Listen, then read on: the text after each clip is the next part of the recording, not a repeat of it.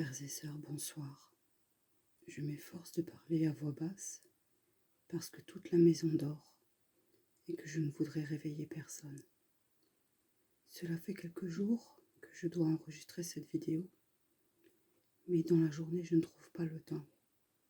J'ai toujours beaucoup à faire, comme tout le monde évidemment. Il n'y a que la nuit où je peux être au calme pour rassembler mes idées et pouvoir parler avec tout mon cœur et tout mon temps. Je vous demande d'emblée de me pardonner mes petites fautes d'élocution, mes petits ratés et mes petits accros. Il se trouve que j'ai été victime d'une petite hémorragie cérébrale du côté droit de mon cerveau, et c'est le centre nerveux du langage qui a pris.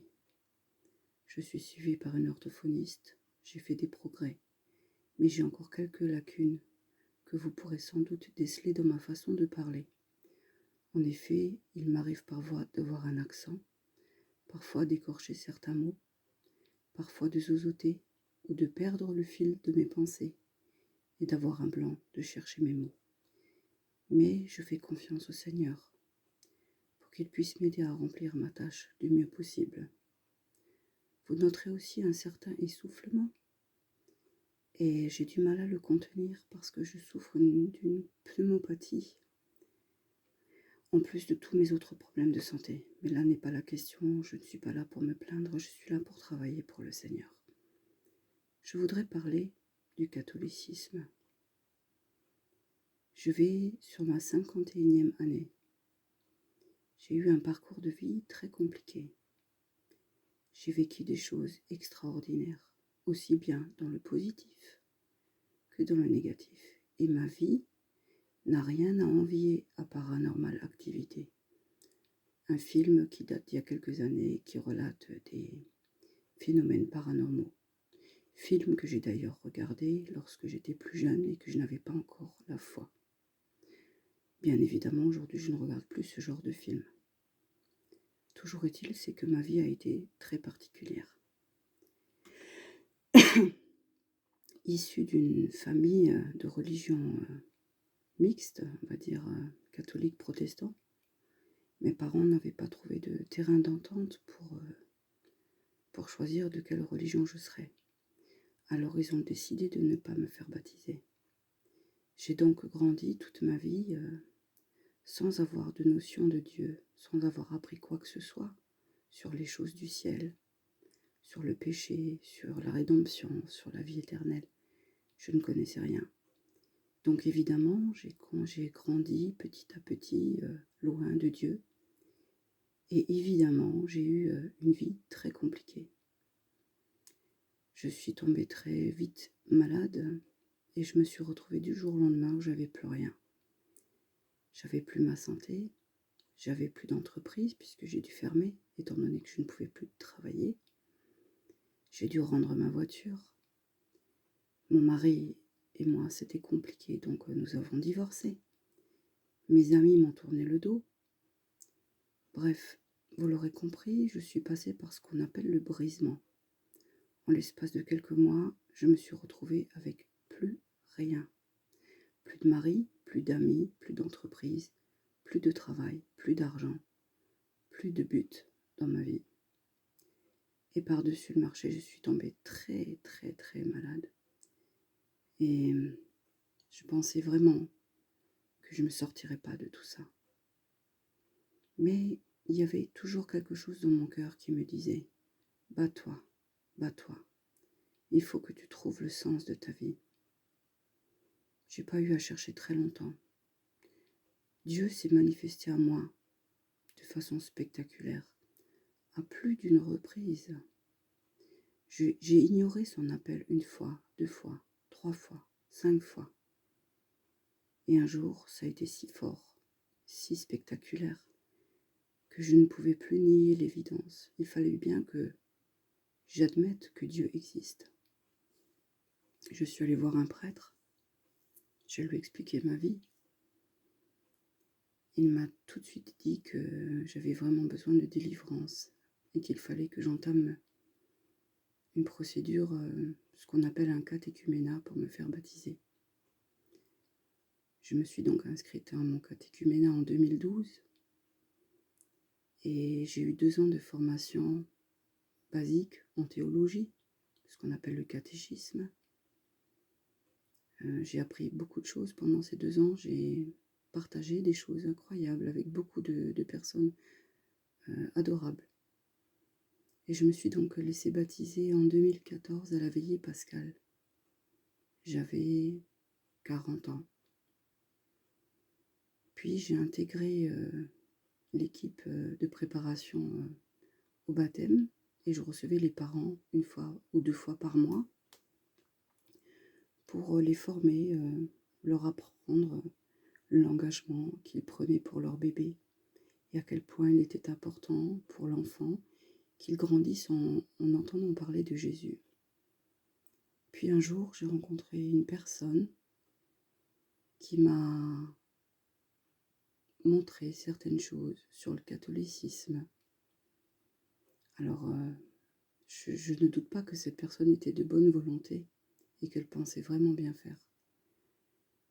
Il se trouve juste que j'étais à une période de fragilité spirituelle et j'ai cru cette personne. J'ai cru toutes les choses qu'elle me montrait sur l'Église catholique, des choses qui expliquaient que l'Église catholique était satanique, que le culte à la Vierge Marie c'était démoniaque, qu'il n'y avait pas de purgatoire, qu'il n'y avait pas beaucoup de doctrines qu'on nous a appris dans le catholicisme, qu'en fait elles n'existaient pas. Et c'était une personne vraiment très gentille, très très gentille. C'est une personne qui compte, qui restera toujours dans mon cœur évidemment, parce que c'est une personne qui a compté pour moi. Mais je me suis rendu compte avec le temps que cette personne était dans l'erreur, que j'étais dans l'erreur de l'avoir cru et que j'ai été dans l'erreur d'avoir abandonné le catholicisme pour entrer dans les églises évangélistes, ce qu'on appelle les assemblées de Dieu.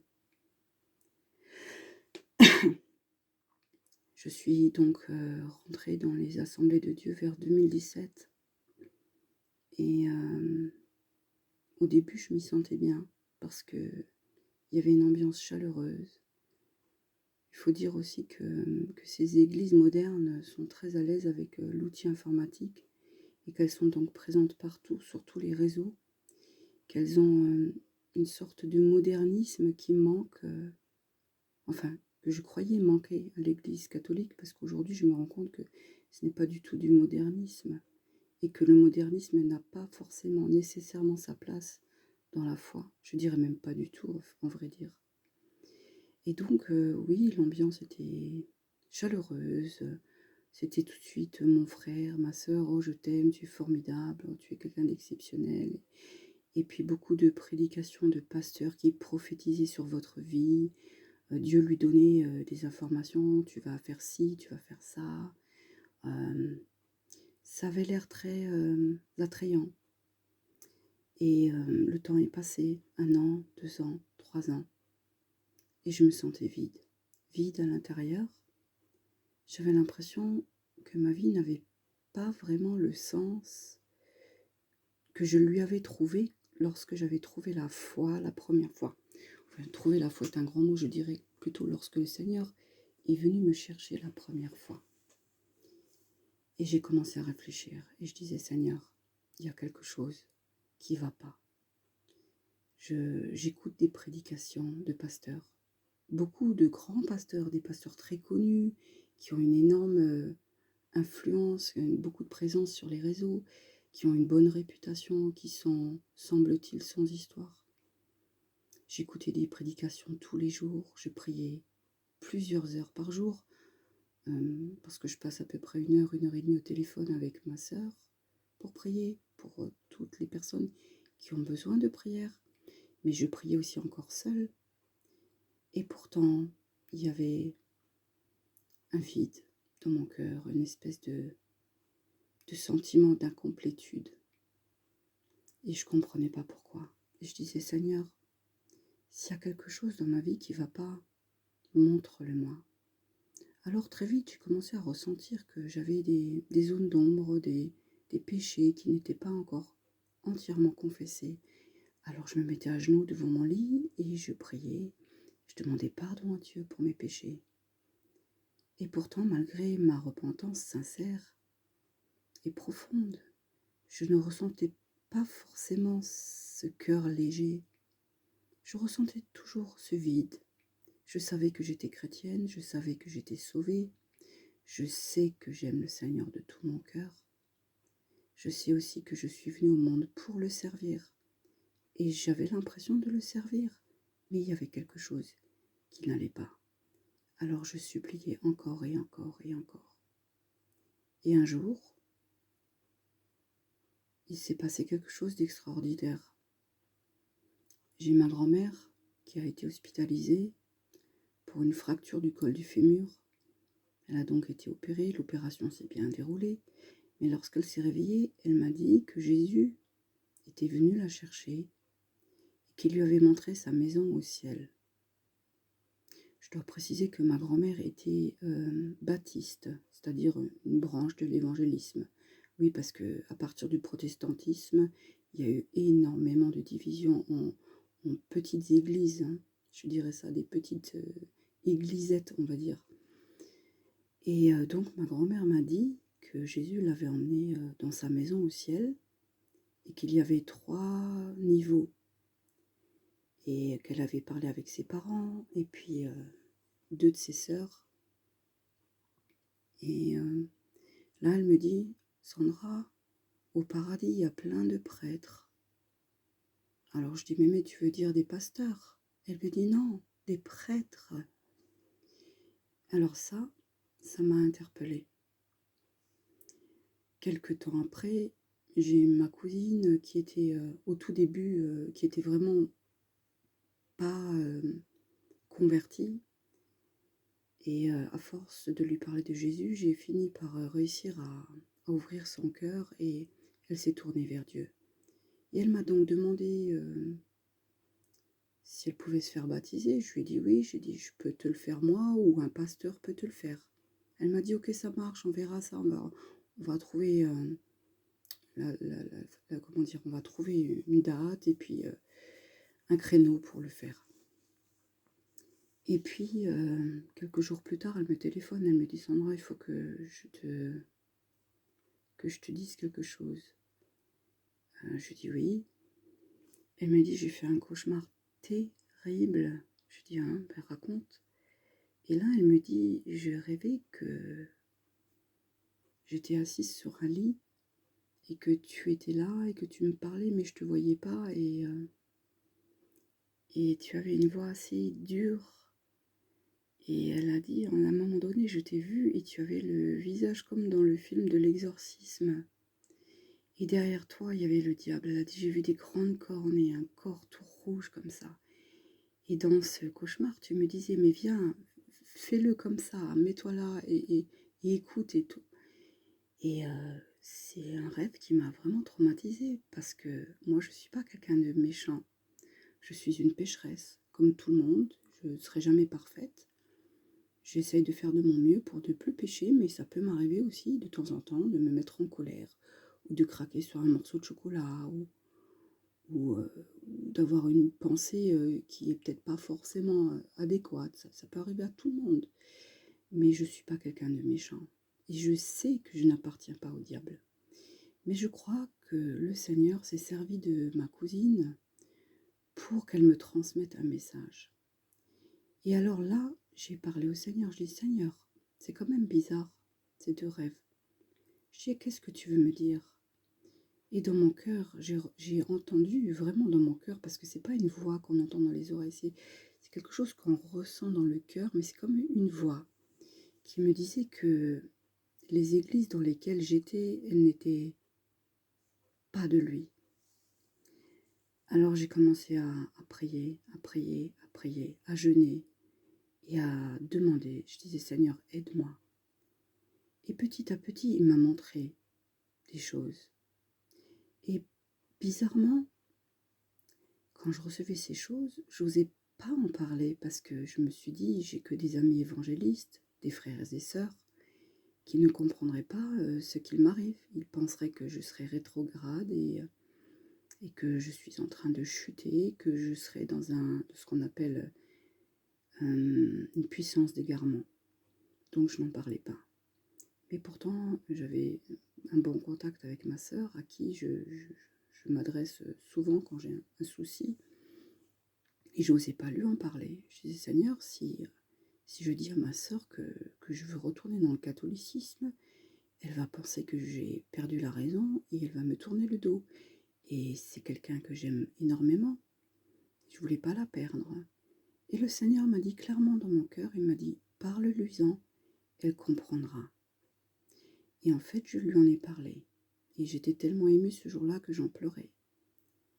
Et là, elle me dit: «Tu sais Sandra, il m'est arrivé plein de choses incroyables qui m'ont prouvé que le catholicisme est bien la religion créée par Jésus». Parce qu'il faut savoir que religion, ça veut dire religare, ça veut dire relier. Religion, donc, c'est un mot qui est déterminé pour expliquer ce qui est relié. Donc Jésus est la tête et nous sommes son corps. Nous sommes tous reliés par lui. Donc le catholicisme est bien la religion que Jésus a instaurée sur l'apôtre Pierre. Et il y a quelques mois de ça, j'ai donc décidé d'aller voir un prêtre. Et nous avons parlé longuement. Il m'a expliqué beaucoup de choses. Il m'a expliqué des choses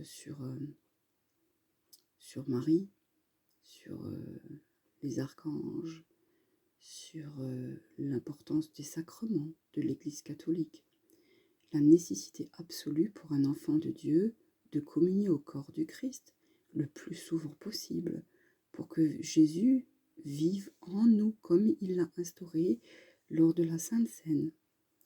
J'ai donc compris toutes ces choses et j'ai continué à prier très fort. Et je me suis rendue à l'évidence que durant toutes ces années où je pensais vraiment bien faire, durant toutes ces années où j'avais tourné le dos à l'Église catholique pour de fausses bonnes raisons, parce qu'en réalité il s'agissait simplement d'ignorance de ma part. D'ailleurs le Seigneur l'a dit lui-même, mon peuple périt parce qu'il lui manque la connaissance. Donc j'ai réalisé que j'avais été trompée.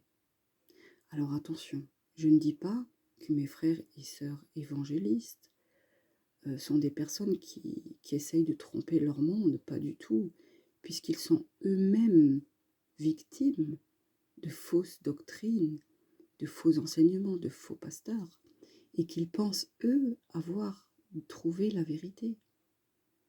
Mais j'ai compris dans mon parcours de retour à l'Église catholique que la vertu la plus importante aux yeux de Dieu, de notre Seigneur Jésus-Christ, est l'humilité. Or, dans le protestantisme, dans l'évangélisme, dans le baptisme, dans le pentecôtisme, dans toutes les autres dénominations, il y a tout sauf de l'humilité. Ce sont des églises où il y a la formation de certains clans, il y a beaucoup de critiques par derrière, il y a beaucoup de médisance, il y a beaucoup de jugements et surtout, il y a des condamnations. Alors que le seul qui connaît notre cœur, le seul qui sait qui ira en enfer ou au paradis ou encore au purgatoire, parce que oui, le purgatoire existe, je ferai une vidéo sur le sujet, le seul qui connaît notre vie et notre cœur, le seul qui sait où nous allons terminer, c'est Jésus-Christ. Aucun frère ou sœur ne peut dire « toi tu vas aller en enfer » ou « toi tu vas être sauvé ». Cette condamnation-là, elle ne devrait même pas être dans notre bouche. Notre Seigneur, il a dit que nous devions être lents à parler, que nous devions réfléchir avant d'ouvrir la bouche, parce que nos paroles ont le pouvoir de vie ou de mort, et que sur nos paroles, nous serons jugés. Alors je pense qu'il est bon, plutôt que de trop parler ou trop vite, c'est plutôt d'observer, d'être dans la contemplation, d'être dans la bienveillance, d'être dans la prière pour son prochain et d'être dans l'édification. Je suis retournée à l'église catholique il y a quelques mois. Je suis allée confesser mes péchés, mes nombreux péchés que je n'avais pas confessés depuis tant d'années puisque je ne croyais plus en la puissance des sacrements. Lorsque je suis sortie, je me suis sentie libre, légère, joyeuse et en paix. Et je peux vous assurer, mes frères et sœurs, que depuis que je me suis confessée, malgré la souffrance physique qui est parfois à la limite de l'insupportable, cette souffrance qui me taraude chaque jour, malgré les difficultés en tout genre auxquelles je fais face dans ma vie quotidienne, je suis dans une paix et dans une joie qui dépasse tout entendement humain. Et là, je peux vraiment dire que j'ai la paix du Christ, tout comme il nous l'a donné. Il a dit en partant, « Je vous donne ma paix, je vous laisse ma paix.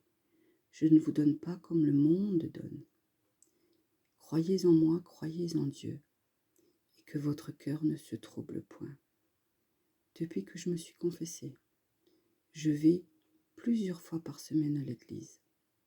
Je communie au corps de notre Seigneur Jésus-Christ chaque semaine. Et chaque fois que je reçois son précieux corps et son sang sous forme d'hostie directement sur ma langue et que je m'humilie vraiment de toute mon âme, je sens la puissance de Jésus agir dans chaque centimètre carré de mon corps. Et je suis dans une joie qui est limite de la béatitude. Alors, je vois venir certains frères et sœurs évangélistes qui diront que je suis tombée dans l'idolâtrie, que je suis sous une puissance d'égarement, que je suis rétrograde. Alors je vous arrête tout de suite. Mes frères et sœurs, sachez que je vous aime tous et que je prie de tout mon cœur pour vous. Mais vous n'avez pas idée de combien vous êtes dans l'erreur. Je ne me permettrai jamais de vous condamner parce que seul Dieu connaît votre cœur. Seul Dieu connaît votre sincérité et seul Dieu sait le temps que vous passez dans sa présence et le travail que vous faites pour lui. Mais tout ce que je peux vous dire, mes frères et sœurs, c'est que de foi, il n'y en a qu'une seule. D'église, il n'y en a qu'une seule. Et c'est l'église catholique. Lorsque Jésus a instauré sur Pierre cet édifice d'hommes, c'est-à-dire des êtres humains tous reliés ensemble dans le corps du Christ, il a confié cette tâche à Pierre. Il lui a dit, « Tu es Pierre, et sur cette pierre je bâtirai mon église. » C'est une phrase qui est biblique, puisque vous venez souvent toujours avec la Bible, et elle est indémontable. Jésus lui-même a instauré cette église. Certes, elle ne s'appelait pas catholique au début, mais catholique veut dire universel. Le mot catholique a simplement été diabolisé. Justement parce que l'adversaire se déguise en ange de lumière, et que s'il pouvait égarer même les vrais enfants de Dieu, il le ferait. C'est ce qu'il est en train de faire avec beaucoup. Donc, Martin Luther est arrivé au XVe siècle, milieu XVe, presque XVIe, il est arrivé avec une nouvelle doctrine, la Réforme. Il a créé son église. Ensuite, il y a eu Calvin, qui a créé lui-même son église. Et de là sont apparues toutes les dénominations. Mais Jésus n'a pas dit à Luther, tu es Luther et sur Luther je bâtirai mon église. Il n'a pas dit à Calvin, tu es Calvin et sur Calvin je bâtirai mon église. Non, il a dit à Pierre. Il n'y a que l'église catholique qui a la succession apostolique, valable et reconnue par le Christ. Et le prêtre reçoit autorité directement du Christ pour nous absoudre de nos péchés et nous donner le sacrement de la réconciliation, ainsi que l'Eucharistie. L'Eucharistie, c'est le mot qui a été utilisé pour dire la communion à la chair du Christ. L'ennui, c'est que nous, chrétiens, voulons tellement plaire à Dieu que nous voulons chercher la vérité. Et à force de chercher une vérité, alors que nous l'avons déjà trouvée, nous nous égarons dans d'autres doctrines, pensant savoir mieux que d'autres personnes qui ont étudié la Bible pendant 10, 12 ans et qui ont été formées. Il faut que vous compreniez bien une chose, mes frères et sœurs évangélistes, c'est que avant le IVe siècle, il n'y avait pas de Bible. La Bible que vous utilisez, aussi amputée soit-elle de certains nombres de livres, de passages, aussi modifiée soit-elle, telle que la Louis II, ou d'autres versions, la Darby, il y en a plein d'autres. Toutes ces Bibles que vous avez, vous, elles ont été écrites et imprimées sur la base de la première édition, qui est la Bible catholique, qui est composée de 73 livres. Avant le IVe siècle, la Bible papier n'existait pas. C'est pourquoi il est nécessaire de comprendre que la tradition a toute son importance. Quand vous entendez le mot tradition, vous vous imaginez tout un folklore de rites à faire. Mais je ne vous parle pas de folklore ni de rites. Je vous parle du premier sens du mot tradition, qui est une transmission orale. Saint Paul lui-même en a parlé dans la Bible. Nous périssons parce qu'il nous manque la connaissance. Tout ce que je peux vous dire, mes frères et sœurs, c'est que je n'ai rien à gagner pour prêcher, pour plaider pour l'Église catholique. Et je n'ai pas non plus vocation à enseigner, je suis une femme. C'est une tâche qui incombe aux hommes, mais j'ai le pouvoir de vous avertir pour que vous ne fassiez pas la même erreur que moi. Ne restez pas sourds à cet appel, parce que un jour il sera peut-être trop tard. Ce que je vous dis là, je vous le dis avec mon amour et toute ma sincérité. Je n'ai rien à gagner, rien, si ce n'est perdre mes amis évangélistes qui vont me tourner le dos, et même les gens à qui je tiens vraiment très fort. J'en vois certains qui commencent déjà à me tourner le dos. Soit, ainsi soit-il. Si je dois choisir, j'ai choisi Jésus, j'ai choisi la vérité. Et je suis sûre de moi, je vais rester dans l'Église catholique, parce que c'est la vérité. Certes, l'Église catholique est bien imparfaite, je le concède. Mais plutôt que de regarder les péchés des prêtres et de les condamner, eh bien, il faut prier pour eux. Si toute personne passait autant de temps à prier qu'à critiquer et à condamner les choses qui ne vont pas dans l'Église catholique, eh bien, tout pourrait changer. Plutôt que de quitter le navire qui est infesté de rats, eh bien, il faut rester sur le navire et se débarrasser des rats. C'est une image, bien sûr. Je ne dis pas qu'il faut se débarrasser des gens, je ne dis pas ça. Mais ce que je veux dire, c'est que en priant très fort, on peut aider les prêtres à se débarrasser de certains de leur mauvaise conduite. Et ils ne sont pas tous pareils. C'est pas parce qu'il y a quelques prêtres qui sont pédophiles que tous les prêtres le sont. C'est pas parce que le Vatican est riche qu'il est forcément coupable de tous les maux. Oui, il y a eu des choses terribles qui se sont produites, mais les protestants aussi, ils ont tué. Tout le monde a fait du mal. Jésus lui-même l'a dit, certains tueront en mon nom. Ils agiront ainsi parce qu'ils n'ont connu ni le Père ni moi. Mais que ce soit catholique ou protestant ou n'importe quelle autre religion, il y a eu des choses qui ont été commises, des choses atroces. Mais ça n'engage que les personnes qui les ont commises. Moi, tout ce que je peux vous dire, mes frères et sœurs, c'est que j'étais persuadée que l'Église catholique était démoniaque. Et aujourd'hui, je me rends compte que ce n'est pas le cas. Je me rends compte que le diable connaît parfaitement la parole et qu'il a tordu beaucoup de versets pour nous faire croire n'importe quoi. Je vais utiliser tout mon temps parce que j'ai donné ma vie à Christ et que c'est ma mission numéro 1 dans ma vie. Je vais utiliser tout mon temps pour démonter point par point toutes les fausses doctrines protestantes et ses dérivés et toutes les accusations mensongères contre le catholicisme. Pas parce que c'est une lubie, mais parce que c'est la mission que le Seigneur m'a confiée.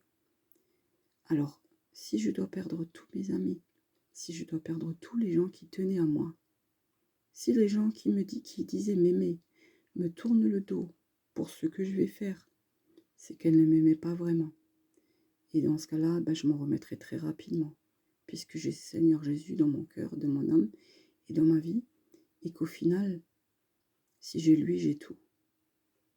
Puis vous savez, dans l'état de santé dans lequel je suis, je peux mourir d'une seconde à l'autre. Alors vous me direz, vous aussi, tout le monde peut mourir d'une seconde à l'autre, mais chez moi c'est acté. Je sais qu'avec ce que j'ai comme maladie, je peux me retrouver en une fraction de seconde tétraplégique, dans le pire des cas, et dans le meilleur des cas, je peux mourir. Je dis pire des cas de tétraplégique, c'est parce que pour moi, mourir est plus souhaitable que de vivre et d'être tributaire de quelqu'un que j'aime. Je ne veux pas être une charge pour personne. Je sais que Dieu me protégera, je sais que je souffre beaucoup, je sais que j'ai beaucoup de problèmes, mais je sais aussi que Dieu va me garder suffisamment valide pour continuer à faire cette mission qu'il m'a confiée, de me battre pour restaurer l'honneur de l'Église catholique, parce qu'elle est le corps du Christ. Alors mes frères et sœurs évangélistes, baptistes ou autres, tout ce que je peux vous dire, c'est réfléchissez bien. Donnez une chance à votre intelligence de pouvoir envisager, ne serait-ce que quelques minutes, que je puisse vous dire la vérité. Asseyez-vous tranquillement, à genoux, agenouillez-vous s'il le faut, et implorez le Seigneur de vous montrer la vérité. Et alors vous comprendrez que tout ce que je vous dis, c'est la vérité. Comme je vous ai dit avant, je n'ai rien à gagner. Au contraire, d'un point de vue humain, j'ai tout à perdre. Parce que quand viendra la persécution lors de la tribulation, ce seront les catholiques qui seront mis à mort. Ce seront les églises catholiques qui seront détruites, brûlées, saccagées. Ce seront les prêtres qui seront égorgés. Excusez-moi si vous entendez un bruit bizarre, c'est mon petit chien qui a une crise d'éternuement inversée. Elle est très vieille et ça lui arrive souvent. Donc voilà, je disais, quand viendra la grande tribulation, et elle est pour bientôt, très bientôt, croyez-moi. Je dis pas ça pour vous faire peur, je dis ça pour que vous puissiez vous préparer à temps. Ce seront donc les prêtres qui seront mis à mort, ce seront les fidèles catholiques qui seront persécutés, ce seront les églises qui seront saccagées et brûlées. Ça sera le catholicisme qui sera la première cible de l'antéchrist et aussi de toutes les autres doctrines. Donc vous voyez, quand vous voyez les pasteurs, certains, je ne dis pas tous, attention, certains surfent vraiment sur la vague des méga-churches. Ils amassent dans des stades des milliers et des milliers de fidèles. Ça chante à tout va, c'est joyeux, c'est chaleureux, oui, mais à quel prix? Les gens donnent une dîme qui est chère, alors qu'en réalité la dîme, c'était pas de l'argent. À l'époque, il y avait très peu d'argent à l'époque de Jésus. C'était surtout des denrées alimentaires ou des services. Et ça a été instauré justement pour aider les personnes à être plus sur un pied d'égalité niveau sociétal. Mais aujourd'hui, les pasteurs réclament carrément des dîmes de 10%, 15%. Qu'est-ce qu'ils font avec cet argent? Est-ce qu'ils donnent vraiment aux pauvres? Certains donnent un peu pour se donner bonne conscience. Mais beaucoup gardent l'argent pour eux, pour leur ministère. Alors tout le monde veut un ministère. Tout le monde veut une chaîne YouTube avec des millions de vues. Tout le monde a sa propre radio ou même télévision des fois. Ils remplissent des stades, ils font des miracles sur commande. Il y a une jambe plus courte qui se rallonge d'un coup, une femme aveugle qui voit d'un coup. Alors oui, miracle sur demande. Mais à part ces miracles sur demande, dans des shows, des shows, j'appelle ça des shows moi. Les vrais miracles, ils sont où? Les vrais saints, ceux qui ont vécu une vie de souffrance physique et qui ont tout abandonné pour le Christ, ils sont où? Renseignez-vous un peu. Renseignez-vous sur les personnes qui sont mortes en état de grâce. Chez les catholiques, ils sont pléthores, pléthores. Eux sont les vrais saints mentionnés dans la Bible, pas les pasteurs d'aujourd'hui. Je suis désolée, il y en a très peu. Peut-être il y a quelques années, il y avait encore des pasteurs qui étaient vraiment, vraiment investis. Mais même ceux-là, ils se font plus rares. Alors je ne dis pas que les pasteurs d'aujourd'hui ne sont pas sincères et qu'ils n'aiment pas Dieu, qu'ils n'aiment pas Jésus. Je suis persuadée qu'ils sont convaincus du bien fondé de leur action. Mais eux aussi se sont laissés tromper par les adversaires. Vous savez, les sacrements, ils ont été instaurés. C'est qu'il y a une raison. Ce sont des protections pour nous. Ce sont des armures. La plupart des chrétiens d'aujourd'hui avancent dans un combat spirituel, parfois corps à corps, ou même âme à âme contre le diable. Et ils n'ont pas une couverture spirituelle, ils n'ont pas d'armure spirituelle. Combien d'évangélistes sont en dépression? Alors attention, les catholiques, ça leur arrive aussi.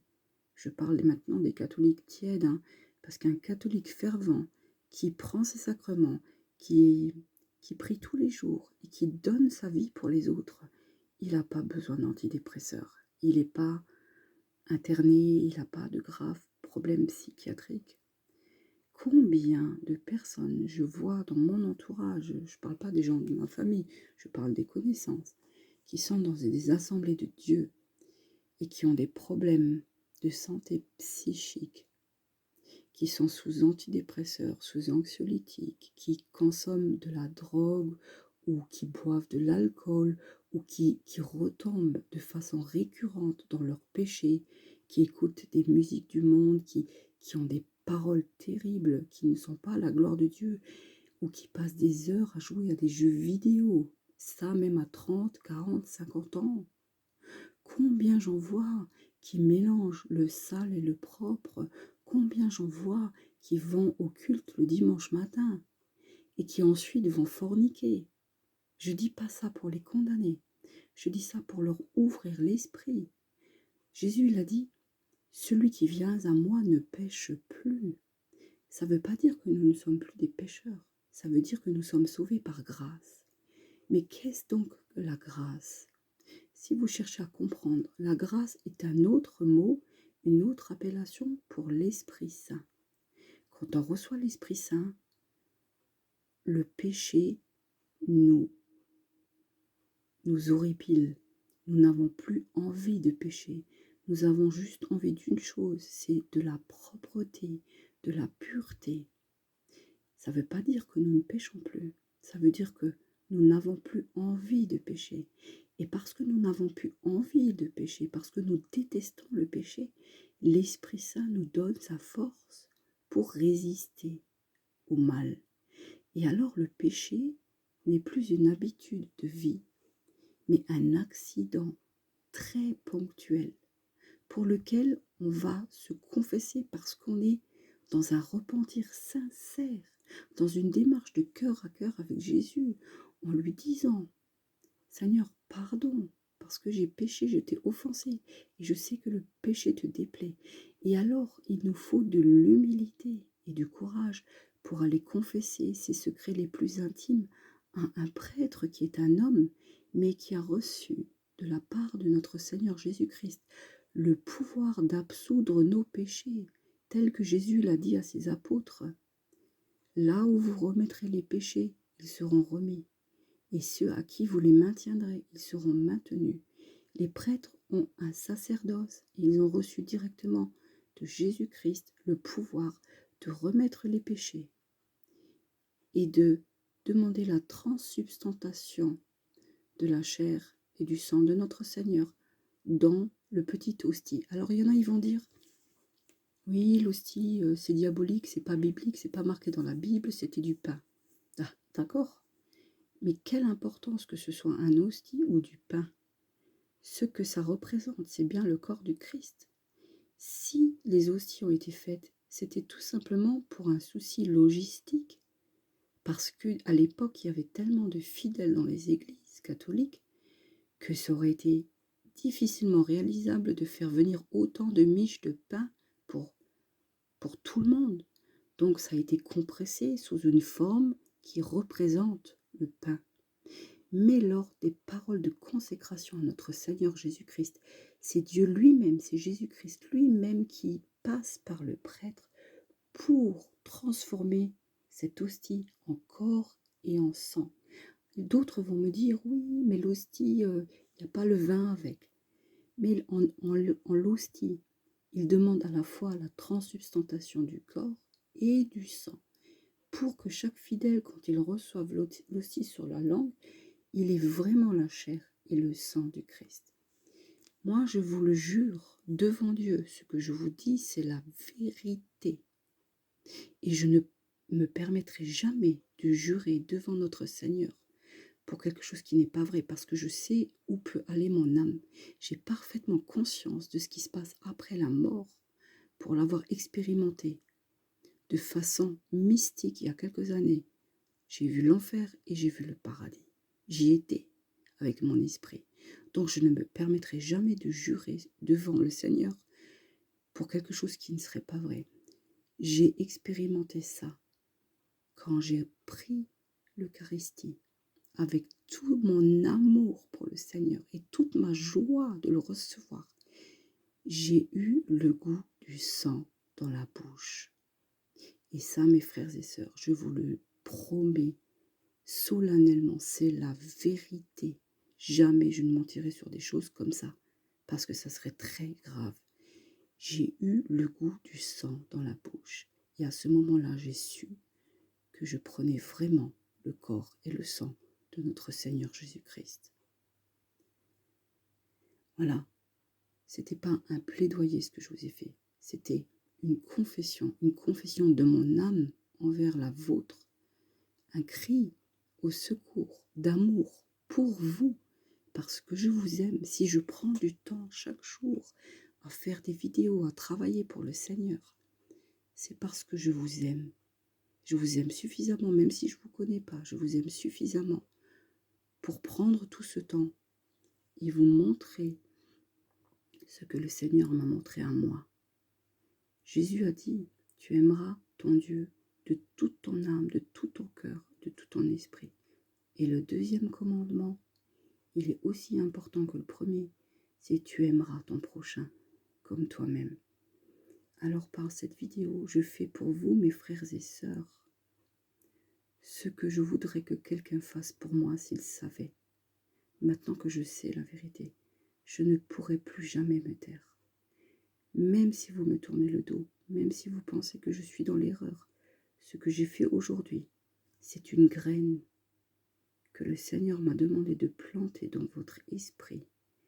Et je vais prier sans relâche chaque jour pour que cette graine germe et que Dieu vous montre la vérité. Ne vous y trompez pas.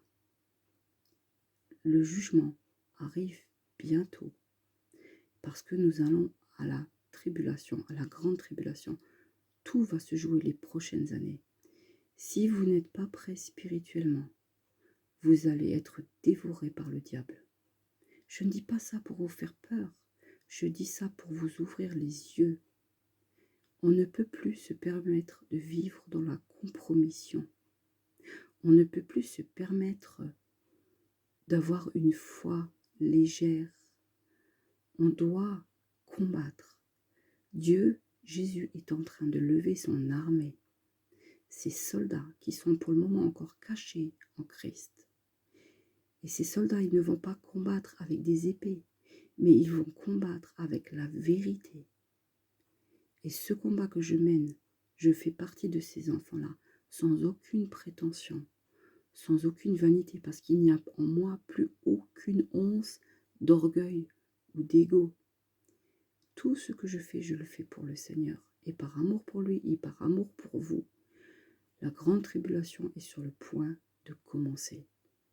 Si vous n'ouvrez pas les yeux et que vous restez loin du corps du Christ, vous ne survivrez pas à ce qui vient. Vous ne surmonterez pas spirituellement ce qui vous attend. Dieu attend de nous une foi sans faille, un courage, une bravoure exemplaire et un don ultime de toute notre existence. Il attend de nous que nous rêvions Jésus-Christ, que nous parlions Jésus-Christ, que nous mangions Jésus-Christ, que nous buvions Jésus-Christ, que nous travaillions Jésus-Christ. C'est-à-dire que à chaque instant de notre journée, nous devons avoir le Christ à l'esprit et nous devons concentrer notre vie sur les choses d'en haut. Pour être dans les choses d'en haut, il faut prier tous les jours et pas 5 minutes. Il faut prendre un certain temps, sincèrement, en cœur à cœur avec Jésus. Il faut aller à la messe le plus souvent possible. L'Église catholique donne une messe tous les jours. La messe veut dire simplement, c'est l'équivalent de la Sainte Seine. C'est on perpétue ce que Christ a mis en place avec le corps, c'est-à-dire le pain et le vin, mais qui sont effectivement son corps, parce que lui-même l'a dit, Jésus lui-même l'a dit, prenez ceci, c'est mon corps, et buvez ceci, c'est mon sang. Dieu ne peut pas mentir. Si Jésus a dit que c'était son corps et son sang, c'est que c'est la vérité. Donc les catholiques font une messe tous les jours, ils rompent le pain tous les jours, et ils font cette commémoration, cette Eucharistie où notre Seigneur est présent en réel. Notre Seigneur est présent en réel. Je tourne juste mon sablier. On ne peut pas faire plus clair et plus simple. Marie n'était pas une simple être humain comme nous. C'est faux. Et nous ne vénérons pas Marie. Nous la respectons, nous la disons bienheureuse. Et quand nous nous adressons à elle, c'est pour qu'elle porte nos prières à Jésus-Christ. Parce que, quand Jésus est venu, il a remplacé le premier homme, c'est-à-dire Adam. Bien sûr que ce n'est pas Marie qui sauve, bien sûr que ce n'est pas Marie qui a été crucifiée, c'est Jésus notre Seigneur. L'Église catholique n'a jamais dit de vénérer Marie plus que Jésus. L'Église catholique nous a simplement demandé d'accomplir la parole, car désormais toutes les générations me diront bienheureuse. Marie est bienheureuse pour toujours. Tous les mouvements protestants ont évincé Marie. Demandez-vous pourquoi. Marie était un être humain, certes, mais elle avait quelque chose de plus que les autres êtres humains. Elle avait été choisie depuis la fondation du monde pour porter la grâce dans son sein. Et pour pouvoir porter cette grâce, elle ne pouvait pas être marquée du péché originel. Tout simplement parce qu'on ne peut pas voir Dieu et vivre. Vous comprenez ça? Jésus était 100% homme, mais il était aussi 100% Dieu. Il n'aurait pas pu s'incarner dans une chair de péché. C'était pas possible. La raison pour laquelle ce n'est pas Marie qui a été crucifiée, c'est parce que Dieu voulait remettre de l'ordre dans sa création. Il avait créé l'homme en premier. Et comme par un homme est entré le péché dans le monde, par un autre homme, qui était à la fois 100% homme et 100% Dieu, Dieu a pardonné ce péché grâce à son sacrifice. Et cet homme-là, ce deuxième Adam, c'est Jésus-Christ. Donc, s'il y a eu un deuxième Adam, il fallait qu'il y ait une deuxième Ève aussi. Sauf que ce n'était pas l'épouse de Jésus, mais sa mère. Alors Marie a moins d'importance que Jésus, certes, mais elle fait partie du Christ. Elle est indissociable. Et lorsqu'on critique Marie, lorsqu'on se moque d'elle, moi je ne me suis jamais moquée, ni de Marie, ni des anges, ni des saints. J'ai jamais critiqué non plus. J'ai simplement évité ces sujets parce que j'avais peur d'être dans l'erreur, comme on m'a tellement bassiné avec l'aspect démoniaque du catholicisme, parce qu'ils ont calqué leur rite sur les anciens rites païens, tout ça. Ok, d'accord, mais c'était le seul moyen pour faire accepter le christianisme. Sinon, ça ne serait pas passé aussi bien. Mais tout ça, ce sont que des des légèretés. C'est pas la tenue du pape qui compte, c'est pas l'or du Vatican qui compte, c'est pas les péchés des prêtres qui comptent. Ce qui compte, c'est que l'Église catholique est la transmission apostolique que le Seigneur a voulu, qu'on le veuille ou non. Donc voilà, moi, j'ai beaucoup de respect pour Marie. Et je peux vous raconter une anecdote. Il y a quelques semaines de ça, j'ai rencontré une amie que j'avais pas vue depuis longtemps et était dans une situation désespérée.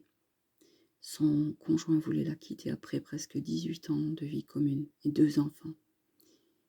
J'ai entamé une neuvaine à Marie qui défait les nœuds. J'ai dit à Marie comme ça, j'ai dit Marie, toi qui es notre maman de cœur, puisque Jésus lui-même l'a instauré au pied de la croix, il a dit à l'apôtre, voilà ta mère, il a dit à Marie, voilà ton fils. Ça voulait dire qu'elle devenait notre maman de cœur pour toute l'humanité, c'était pas seulement pour Jean.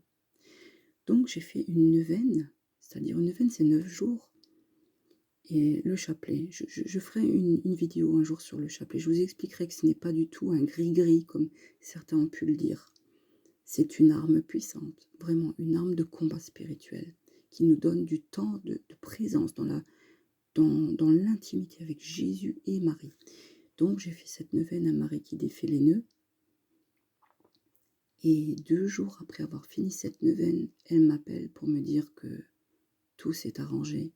Ils ont déménagé, ils ont pris un nouvel appartement. Et ils sont heureux, ils filent le parfait amour. Et donc, voilà, Marie, ce qu'elle fait, tout simplement, elle prend nos prières et elle va les déposer à son fils. Parce que le fils a tellement aimé la mère qu'il ne peut rien lui refuser. Déjà aux noces de Cana, Marie a intercédé. Elle a dit aux gens, faites tout ce qu'il vous dira. Et l'inverse est juste aussi. Quand on prie, on demande à Marie d'intercéder pour nous auprès de Jésus. On ne dit pas, Marie, s'il te plaît, exauce ma prière. Et là, je voudrais venir sur ce point, c'est qu'il y a énormément de nos frères et sœurs catholiques qui sont dans l'erreur, qui ont tendance à faire passer Marie au-dessus de Jésus. Et ça, mes frères et sœurs catholiques, je dois vous le dire, que c'est une erreur. Marie n'est pas plus importante que Jésus. C'est Jésus, le roi. C'est lui qui a souffert à la croix cette passion terrible. C'est lui qui a été humilié profondément. C'est lui qui a pris toute cette souffrance sur ses épaules. Donc il est Christ, il est roi, il est sauveur, il est Seigneur, il est tout. Il est l'alpha et l'oméga. Maman Marie, elle fait partie de lui. Son cœur est uni au cœur de Jésus. Les deux cœurs unis, le cœur de Marie et le cœur de Jésus, sont unis pour toujours. Et n'en déplaise à mes frères et sœurs protestants ou évangélistes, non, nous ne prions pas les morts. Quand une personne meurt en état de grâce et qu'elle va au paradis, elle est vivante, son âme elle est vivante. Quand Jésus a été crucifié, l'un des 2 brigands qui a été crucifié a dit à Jésus, souviens-toi de moi quand tu seras dans ton paradis. Et Jésus lui a dit, cet après-midi même tu seras avec moi au paradis. Alors, mes frères et sœurs protestants, évangélistes, quand nous mourrons, nous ne nous endormons pas. Nous ne sommes pas en sommeil pour attendre la deuxième résurrection. Notre âme est bien vivante. Elle monte avec le Seigneur au paradis ou au purgatoire. Je ferai une vidéo sur le purgatoire. C'est la seule chose qui dort, c'est notre corps dans la poussière, dans le cercueil, qui attend cette deuxième résurrection, qui attend cette résurrection, cette deuxième vie d'incorruptibilité. Regardez simplement certains corps de grands saints. Ils ne sont pas soumis à la putréfaction. Ils sont intacts. Ils sentent les fleurs. Combien de fois, quand j'étais en prière, j'ai senti une odeur de jasmin autour de moi, une odeur de fleurs. Le fait de sentir des fleurs, c'est une caractéristique de la présence de l'Esprit Saint. Si ces personnes se sont endormies dans l'incorruptibilité de leur corps, c'est parce qu'ils ont été tellement saints durant leur vie sur terre que Dieu n'a pas permis cette corruption. Le jour de la résurrection, ils se réveilleront simplement. Alors que ceux qui se sont endormis et qui sont dans le sépulcre depuis des années, dont le corps est décomposé, se reconstitueront. Mais ces saints-là ne sont pas passés par la corruptibilité du corps. Je vais traiter de chacun des sujets. Peut-être que j'ai oublié de vous parler de quelque chose et que je vais m'en rendre compte tout à l'heure en me disant « Ah mince, j'aurais pu parler de ça ou de ça ». Mais lorsque j'écouterai ma vidéo, je me prendrai un post-it et je ferai le point de choses dont je vous ai parlé et des choses que j'ai peut-être oubliées parce que j'ai pas seulement des troubles de l'élocution, j'ai aussi des troubles de la mémoire et de la concentration. Donc, je parlerai point par point de toutes ces choses et tout ce que je peux vous dire, mes frères et sœurs, c'est que Christ vous aime, qu'il a souffert le martyre pour vous, par amour pour vous. Il n'a pas souffert pour être bafoué. Il a souffert pour avoir un corps saint, c'est-à-dire des enfants en état de grâce. Revenez dans l'Église catholique. Allez demander le pardon à un prêtre, confessez vos péchés, recevez l'absolution et ensuite allez communier au corps du Christ pour ceux qui sont baptisés dans l'Église catholique. Ceux qui ont été baptisés, communiés, confirmés peuvent prendre le corps du Christ. Pour ceux qui n'ont pas reçu le baptême, qui ont eu un baptême d'eau, je suis au regret de vous dire que ce baptême n'est pas valide. Il n'y a que le sacrement du baptême émis par l'Église catholique qui fait, qui fait foi. Ça ne veut pas dire que vous êtes perdu, mais il faut vous engager de façon plus solennelle. Alors vous allez me dire, oui, mais c'est pas biblique, c'est pas marqué dans la Bible, comment les catholiques ils baptisent les bébés, comment ils leur mettent juste un peu d'eau sur le front et tout ça. Là encore, c'est pareil. C'est une question de logistique. S'ils mettent un peu d'eau sur le front, c'est parce qu'ils ne peuvent pas remplir des bassines, des baignoires tout le temps, parce qu'il y avait tellement de baptêmes. Voilà, à un moment donné, je pense qu'il faut faire un peu preuve de discernement, d'intelligence. Notre Seigneur nous a dit, c'est marqué dans la parole, ne vous conformez pas au siècle présent, mais soyez transformés par le renouvellement de votre intelligence. Je crois qu'à un moment donné, il faut se poser, il faut ralentir ses pensées, se mettre au rythme de Dieu et rechercher ce silence dans lequel Dieu va vous parler vraiment. Jésus, quand il était sur terre, il était d'une douceur exemplaire, d'un calme plat. Il était lent à parler, il parlait pas beaucoup, mais quand il parlait avec puissance et avec autorité, mais avec un calme qui donnait envie de l'écouter. Les prêtres, ils sont tous calmes. Moi, j'ai écouté des pasteurs, je vais citer aucun nom pour ne pas porter préjudice. Moi, j'ai écouté des pasteurs qui étaient emportés, limite rageux parfois. Ils criaient, ils hurlaient et ils avaient l'air vraiment exaltés. Et je croyais que c'était normal, mais non. Non, non, pas du tout. La douceur est une caractéristique que Jésus avait. Et je crois que les choses passent beaucoup mieux dans le cœur des gens avec de la douceur et un certain, une attitude apaisée. Hein. Je ne trouve pas forcément toujours mes mots, mais je peux vous assurer que beaucoup de pasteurs que j'ai écoutés ont beaucoup crié, limite. Hein. C'était vraiment crié. Mais je crois que c'est pas la bonne méthode. J'ai pu voir la différence entre les pasteurs et les prêtres. Je vous assure, c'est flagrant. Même des enfants qui se mettent à prêcher. J'ai vu ça sur YouTube il y a quelque temps de ça. Un petit garçon de 4-5 ans. Je vous assure, on aurait dit qu'il était possédé. Il hurlait. Et tout le monde se pâmait devant lui. Tout le monde était content en se disant « Waouh, qu'est-ce qu'il parle avec autorité ?» Non, c'était pas de l'autorité. C'était de l'agressivité. Il ne faut pas tout mélanger, il ne faut pas tout confondre. Moi, je vous dis que le Seigneur était douceur. Il était ferme, mais doux. Et que les prêtres sont fermes et doux. Je je voudrais vous parler encore de quelque chose avant d'arrêter, parce qu'il est tard, faut aussi que je dorme un peu. Il va y avoir bientôt, dans les prochains mois, à cause du synode sur la synodalité, il va y avoir dans l'Église catholique ce qu'on appelle un schisme. Il y a déjà eu ce premier schisme entre Luther et l'Église catholique. Ça a abouti au protestantisme. Mais là, il va y avoir un schisme au sein même de l'Église catholique qui a perduré. Et ce synode-là, il est très important parce que le pape actuel qu'on a, et je vous encourage, mes frères et sœurs catholiques, à prier pour le pape, pour que le Seigneur lui montre l'erreur dans laquelle il est en train de se fourvoyer. Parce que ce synode-là, il va marquer un tournant dans l'Église catholique.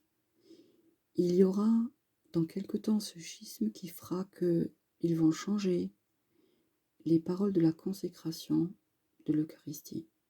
Et donc, à ce moment-là, les catholiques devront être très vigilants. Il faudra qu'ils choisissent Jésus, il faudra qu'ils choisissent de suivre Jésus en vérité, ou de conserver leur religion catholique qui ne sera plus celle du Christ. Donc, aussi longtemps que vous avez l'occasion d'aller vous confesser, d'aller communier au corps du Christ, d'aller prendre les sacrements des malades, enfin tous les sacrements, il y en a 7, je ferai aussi une vidéo sur les sacrements par la suite. Faites-le le plus souvent possible, parce qu'il y arrivera un moment donné où on ne pourra plus. C'est écrit dans la parole qu'à un moment donné, on cherchera une église et qu'on n'en trouvera plus, parce qu'il va y avoir ce schisme-là. Et nous, les vrais enfants de Dieu, qui aimons Jésus, et qui sortiront de l'église catholique parce que Jésus ne sera plus au centre, nous serons persécutés. Parce que cette église qui va se mettre en place va être la religion mondiale de l'Antéchrist. Et nous serons persécutés. Donc mes frères et sœurs catholiques qui aimez vraiment le Seigneur, faites bien attention à vous préparer spirituellement. Parce que pour nous, le combat, il ne fait que commencer. Nous allons passer par des épreuves terribles et notre foi va être mise à rude épreuve. Beaucoup abandonneront la foi. Beaucoup tomberont dans le piège parce qu'ils auront manqué de discernement. Et ce discernement, on ne peut que le recevoir dans le jeûne, dans la prière et dans le silence. C'est dans nos lents silences qu'on entend l'Esprit Saint nous parler. Et si on est vigilant, on ne se fera pas avoir par les pièges de cette religion mondiale de l'Antéchrist. Donc voilà, frères et sœurs chrétiens, catholiques ou évangélistes, je vous aime tous. Que Dieu vous bénisse. Par contre, je suis au regret. Même pas, non, je ne suis pas au regret. Je ne regrette pas ce que je vous dis, je le fais. Je le fais parce que c'est ce que Dieu attend de moi.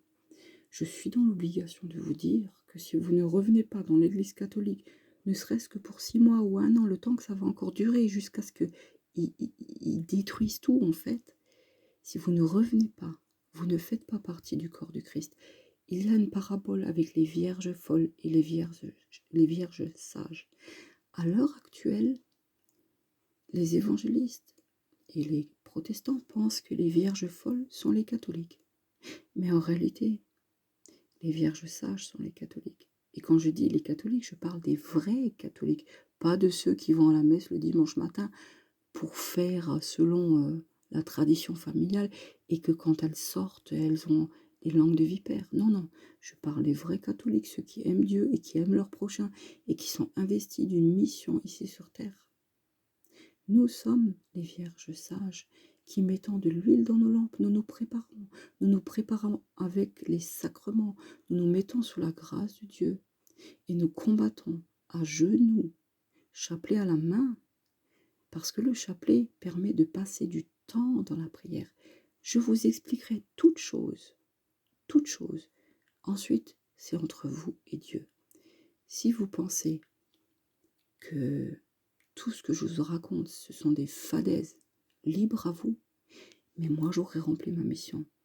C'est écrit dans la parole. Je me le suis laissé avertir.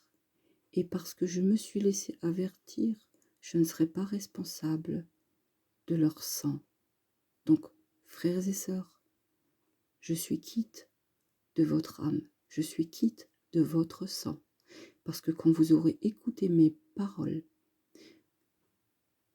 moi, j'aurai rempli ma mission envers vous, parmi les autres missions que le Seigneur me demandera d'accomplir. J'ai rempli ma mission, je vous ai averti. Je ne serai pas responsable de la mort de votre âme. Celui qui connaît la vérité et qui la garde, il est coupable. J'encourage vraiment mes frères et sœurs catholiques qui sont appelés pour le combat des derniers temps, parce que nous faisons partie du petit reste. Le petit reste, ce sera les quelques milliers, millions d'enfants catholiques qui n'auront pas cédé à la religion mondiale et qui seront restés fidèles aux sacrements de l'Église catholique tels que le Seigneur les a instaurés. Le petit reste. Je vous le dis, Jésus est en train de lever son armée. Nous étions tous cachés en lui. Nous sommes encore, certains sont encore cachés en Christ. Mais nous sommes en train de nous réveiller. Et Dieu nous donne nos missions. Et nous sommes en train de nous manifester par le biais des réseaux sociaux, par le biais de YouTube, des plateformes de vidéos, par le biais de témoignages oraux dans la rue, du porte-à-porte, des flyers. Notre combat ne fait que commencer. Nous avons une lourde tâche, mes frères et sœurs. Donc voilà, je vous remets sous la grâce de Dieu. Et avant de terminer cette vidéo, je voudrais prier pour vous tous. Au nom du Père, du Fils et du Saint-Esprit. Amen. Père éternel, je te remets chaque personne qui aura écouté ma vidéo. Que tu puisses lui ouvrir le cœur et faire tomber les écailles qui ferment leurs yeux. Je te demande de leur montrer ce que tu m'as montré. Je te demande de les bénir, de les sanctifier, de les préparer au combat et de faire d'eux des ouvriers, des ouvriers. Je te demande de leur donner la paix intérieure et la joie et je te demande une grâce particulière sur leur vie. Remplis-les de courage et de force, qu'ils n'aient peur de rien, de personne, qu'ils parlent et qu'ils ne se taisent pas. Vraiment, c'est ce que tu m'as dit, Seigneur. Quand j'ai commencé, tu m'as dit, parle et ne te tais pas, car moi, l'Éternel, je suis avec toi. Voilà, je ne crains rien. Je ne crains pas les hommes, et je te demande la même chose pour mes frères et sœurs. Dans le nom de notre Seigneur Jésus-Christ, bénis-les abondamment et fais-les revenir dans ton corps, dans le corps de notre Seigneur Jésus. Notre Père qui es aux cieux, que ton nom soit sanctifié, que ton règne vienne, que ta volonté soit faite sur la terre comme au ciel. Donne-nous aujourd'hui notre pain de ce jour. Pardonne-nous nos offenses, comme nous pardonnons aussi à ceux qui nous ont offensés. Et ne nous laisse pas entrer en tentation, mais délivre-nous du mal, car c'est à toi qu'appartiennent le règne, la puissance et la gloire, pour les siècles des siècles. Je vous salue Marie, pleine de grâce, le Seigneur est avec vous. Vous êtes bénie entre toutes les femmes, et Jésus, le fruit de vos entrailles, est béni. Sainte Marie, Mère de Dieu, priez pour nous pauvres pécheurs, maintenant et à l'heure de notre mort. Gloire au Père, au Fils et au Saint-Esprit, comme il était au commencement, maintenant et toujours, et dans les siècles des siècles. Amen. Ô Marie, conçue sans péché, priez pour nous qui avons recours à vous. Ô Marie, conçue sans péché, priez pour nous qui avons recours à vous. Ô Marie, conçue sans péché, priez pour nous qui avons recours à vous. Au nom du Père, du Fils et du Saint-Esprit. Amen. Frères et sœurs, je vous souhaite une douce nuit, que la grâce de notre Seigneur vous accompagne, Que l'archange Saint-Michel vous protège. Que Maman Marie vous berce de son amour et de sa douceur. Soyez bénis, soyez en paix, soyez en joie, mais gardez les yeux grands ouverts, car l'ennemi rôde et il cherche qui il peut dévorer. L'heure du combat approche. Il faut vous préparer. Soyez forts. Amen. Bonne nuit. À bientôt.